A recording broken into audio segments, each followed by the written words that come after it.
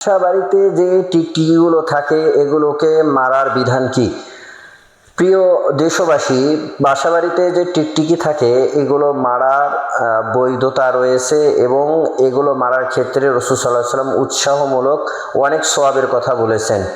অর্থাৎ রাসূল সাল্লাল্লাহু আলাইহি ওয়াসাল্লাম হাদিসের মধ্যে অনেক সময় বলেছেন যে 100 সওয়াব পাওয়া যাবে যদি 1 মাইরে যদি হত্যা করা যায়, 2 মাইরে যদি হত্যা করা যায় তার থেকে কম সওয়াব হবে, 3 মাইরে যদি হত্যা করা হয় তাহলে তার থেকে একটু সওয়াব কম হবে, এমনটি হাদিসের মধ্যে বর্ণিত রয়েছে, মুসলিম শরীফে আছে।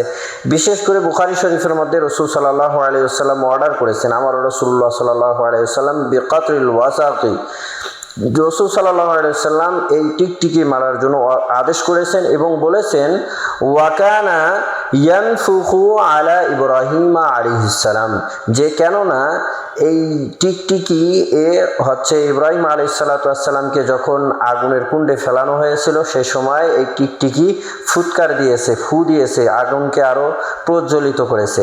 তো এখানে রাসূল সাল্লাল্লাহু আলাইহি ওয়াসাল্লাম একটি ইল্লত বা একটি কারণ বলেছে যে আসলে বাসাবাড়িতে যে টিকটিকিগুলো থাকে এগুলো মারা সওয়াবের কাজ, উৎসাহ দিয়েছেন রাসূল সাল্লাল্লাহু আলাইহি ওয়াসাল্লাম। কারণ একটি বললেন যে ইব্রাহিম আলাইহিস সালামের অগ্নিকুণ্ডে ফু দিয়েছিল।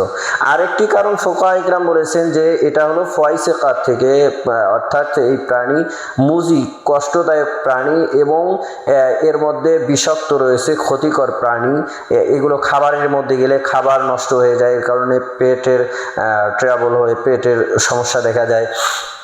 এই দিকেও লক্ষ্য করে ফুকাহা ইকরাম বলেছেন যে আসলে টিকটিকি মারা বৈধ বা জায়েজ আছে। বাকি এটার সওয়াব যেভাবে রাসূল সাল্লাল্লাহু আলাইহি ওয়াসাল্লাম বলেছেন, এত সওয়াবের বিষয়টাকে ফুকাহা ইকরাম বলেছেন যে এটা আসলে তারগিব দিয়েছেন, উৎসাহ দিয়েছেন, যাতে করে মানুষ এগুলো মারতে যেন ভয় না পায়, মানুষ যেন পিছিয়ে না যায়, বরং এগুলোকে যেন মারে।